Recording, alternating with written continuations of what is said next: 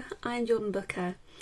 I'm one of the, I guess, kind of the spark that kind of began the Distractables meetups as they now happen at the University of York. It was inspired by my own experience kind of living with a neurodivergence and an obsession with productivity apps and tech, and in a search for kind of trying to make my days easier or as easy as they possibly could be. And so inspired by that, today I am going to give you a top 5 maybe of some of the top tech apps or software or kind of tips that I use on a daily basis or a weekly basis within my workflow that really kind of maybe help a bit with the burden of everyday working life. The first one I'm going to talk about is on everybody's lips at the moment, and it is ChatGPT. AI has just been revolutionary in my day-to-day life. I mean, obviously it hasn't been around that long, the ChatGPT as we all know it now, but I've fully integrated it into my life, like everyday life, working life, personal life. I will probably use it most days. ChatGPT is quite controversial right now. There's a lot of negative opinions of it or avoidance of it, especially within the academic sphere. Some universities have banned the use of it altogether, but I think for the most part it is a really fantastic productivity tool within someone's arsenal that can be used and utilised just as a kind of jumping off point, a personal assistant, even a friend. And I thought the best way to quickly kind of go through these is just have a bit of an example. So next to me, hopefully you'll see that I've kind of did a little bit of a demo with ChatGPT. I got it to introduce itself, and in its own words, it is an AI language model developed by OpenAI, and its purpose is to assist you with a wide range of questions and tasks engaging in natural language conversations. Whether you need help with information, creative writing, or simply want to have a conversation, I'm here to assist you to the best of my abilities. A lot of things aren't going to be correct. It guesses the next word. It's not intelligent in the sense that it knows things. It's just kind of filling in. It's guessing. It's filling in the next word. It's just a language guesser. But this is really useful in a number of ways. One of the ways that I use it most in my day-to-day life is kind of list generation or like brainstorming ideas. For example, I've asked it a couple here. So in what ways are you useful for someone's productivity, especially neurodivergent individuals?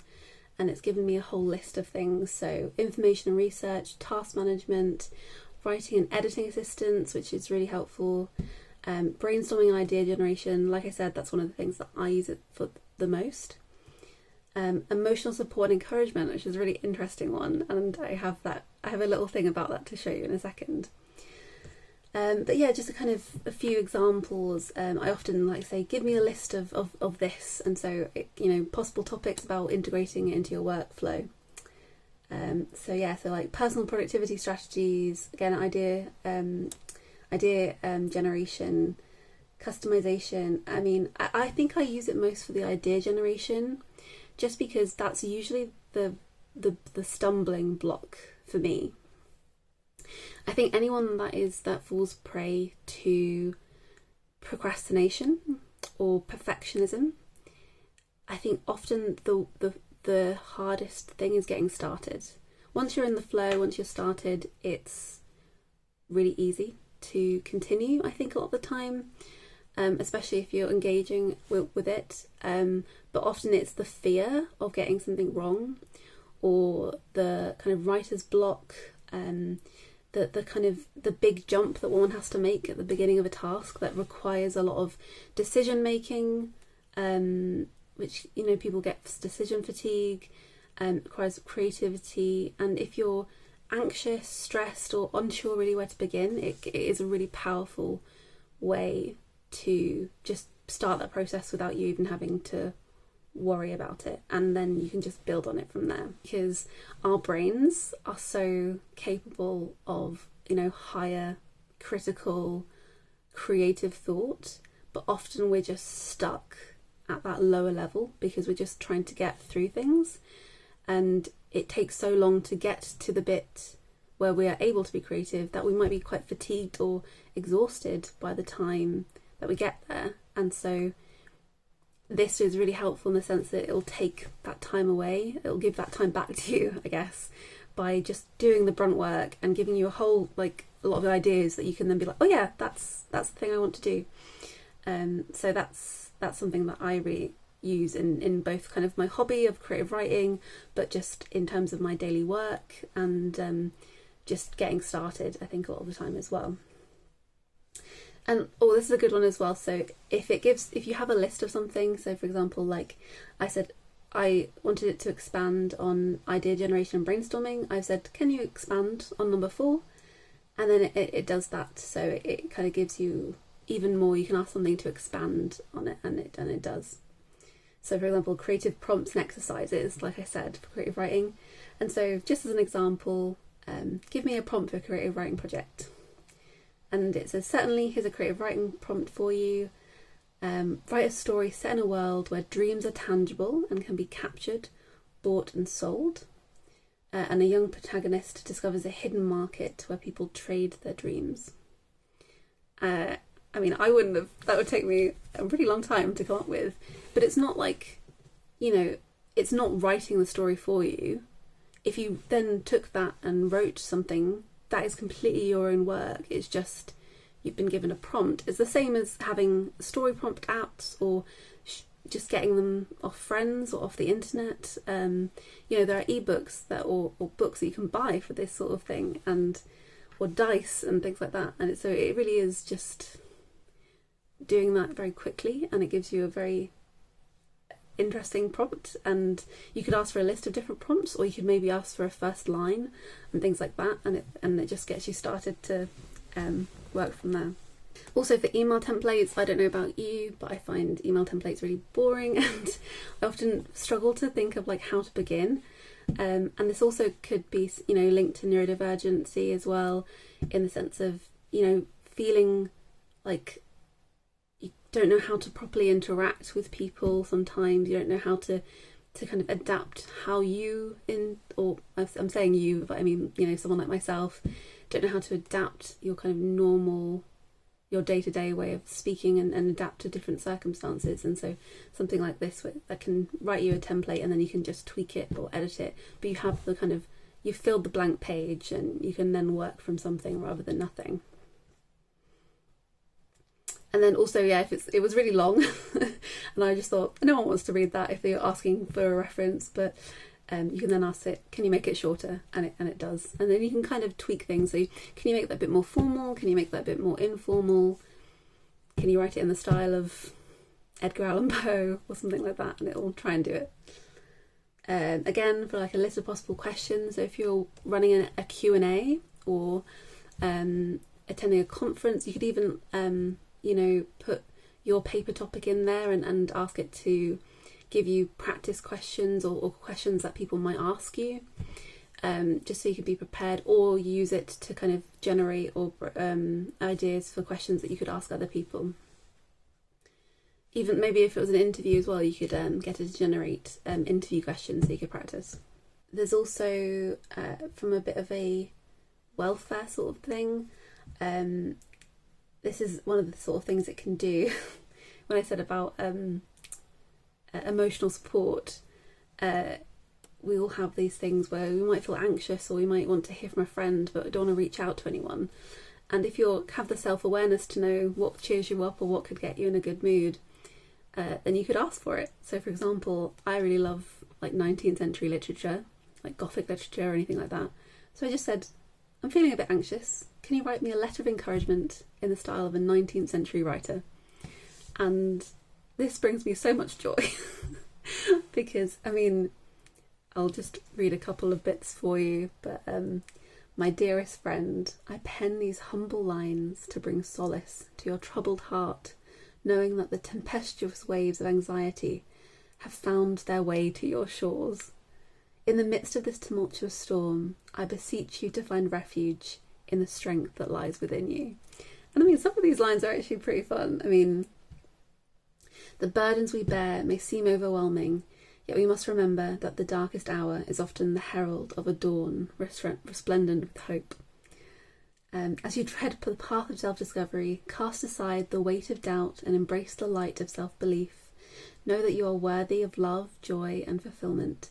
Allow your dreams to soar, unfettered by the shackles of apprehension, for within you lies the capacity to transform adversity into triumph. May this missive serve as a gentle reminder, dear friend, that you possess the strength, resilience, and grace to overcome the challenges that beset you. Trust in the journey and trust in yourself.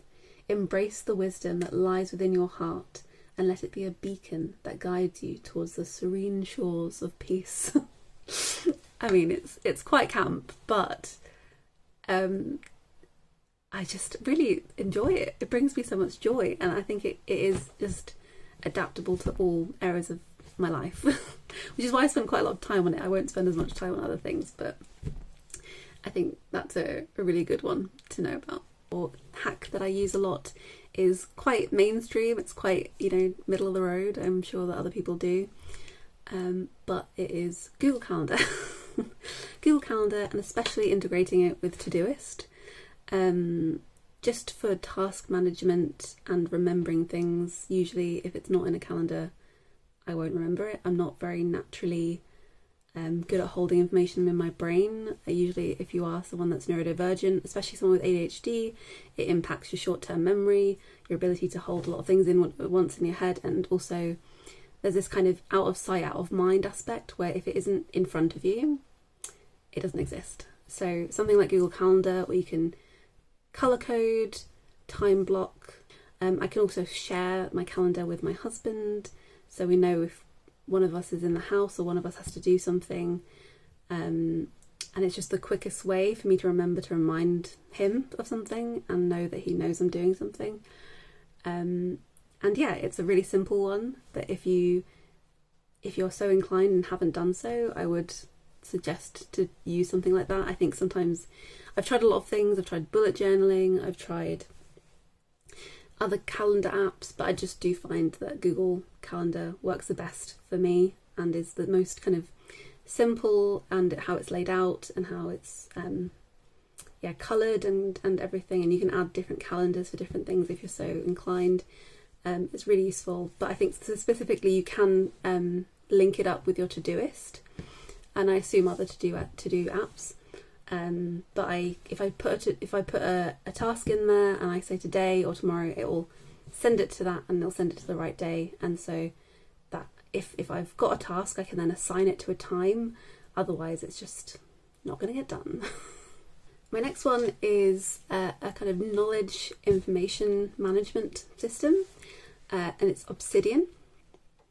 It's kind of similar to Notion, which is probably more mainstream, and you might have heard a bit more about it if you haven't heard of Obsidian. But Obsidian is kind of the more secure answer to Notion. It's based on your hard drive. It's not based in a cloud, so it's protected. Like, you can have personal information, and it's just all like local storage. One of the fantastic ways that Obsidian works for neurodivergent brains is that it's able to more organically show connections between ideas and notes. So it can be used in academia. So if you wanted to kind of build up connections and see them between, different articles, different ideas, and how they're impacting your research, you could basically build this kind of almost like a Wikipedia where you can click on different links, and also there is a graph view where you're able to physically see those links and how many notes intersect with each other. Almost as like a kind of big brain. Another way I use it is in my personal life. So I use it for creative writing, and it is really useful to just build up a kind of mini world, so it's harder to kind of forget things, and also because it's in a markdown structure, you don't really get boggled down with formatting. It's very simple. I've used just kind of Lord of the Rings as an example. So you would be able to write a note, for example, about the Shire, and you could describe the Shire, and you could describe the characters that live in the Shire, and then so if you had Frodo Baggins within that note, you could then make it into its own linked note by putting it into brackets, and then when you click that note, it becomes its own note, and then you could just write a character profile about Frodo Baggins, and you could write in that, oh, he carries the ring, and then in that you could have a whole page for the ring, and then you start to see all these different connections, and so you could see the connections between characters and who is kind of connected to each other through other people, and you can see a visual, it shows you a visual map of thoughts, which isn't really available in a lot of other knowledge management systems. They're very linear. This one is actually quite organic, and you can see the links between things, and I think as a very visual minded person, I really enjoy that. My next one is a very specific one for anyone that works with objects or images. So if you don't, I apologise, this might not be as useful to you. But it's called Tropy. I came across this from a fellow art historian. They suggested it to me, and haven't looked back. I think it's really useful. So I'll just give a little quick overview. Tropy is just a kind of object or like image management system where you can save images and your notes about them, but also you can then take details out of those images and kind of keep them with its source image, but write separate notes about them, and then you can also export them as their own image. So this is really useful if you're like writing an essay or an article or a catalogue entry or whatever about a specific image or object, and you wanted to also include details. It would just be it's really easy then to just export to a certain folder, and then share that folder with whoever needs it as well. And then you could put your captions in there, everything is in there, and just it's basically like a kind of end note or reference manager, but for image based things. And it's surprisingly difficult to get such a thing, and it's really, really helpful for me as someone who is not naturally organised, and would, if it's just in lots of file folders and nothing else, then I lose them. And if my notes aren't connected to the file, it's hard to kind of remember which one it goes with which, and it's just disorganised chaos. Whereas this one, you can write your notes about the image and the references or bibliography about that image within this one database, and then that's there and that's done. And it's just basically like an end note equivalent for images or objects. So number 5, I think, my kind of final official one is I'm gonna say Microsoft Edge, but also there's stuff like there's other things as well. But basically, a read aloud feature is a lifesaver to me. And the stuff like Speechify or Natural Reader, which I think are mostly paid software, but if you're so inclined and are happy to do so, they're really good. But Microsoft Edge has a really good read aloud feature. It sounds really natural. I think out of all browsers, I think it sounds the best, and it's better than listening to Word or anything. You can open up a web page or a PDF into the Microsoft Edge browser, and then you can click in the top right hand corner and click the read aloud feature, and you can choose the voice, but the kind of the suggested ones, it usually starts with quite a natural reader, and then you can also increase or decrease the speed at which it's reading. And this is such a lifesaver if you're someone that struggles in terms of maintaining concentration, especially if it's like quite a dense text, which for someone like me with ADHD, it happens quite a lot. And if I'm doing quite intensive research, it's not necessarily to say that I would just listen to it. It's more that I could read along with it, and it's gonna maintain my focus on that thing and take a bit of of the onus off my brain and off my attention span. And so I'm going to be less tired from trying to concentrate at the end, because it's just helping that maintain concentration, because I'm hearing it as well as seeing it. But I really don't like really robotic voices. They're quite hard to follow and hard to pay attention to. But Microsoft Edge is quite a natural reader, and it's, yeah, I use it a lot for reading PDFs, and also just reading my own work back to listen and see if I've made any mistakes.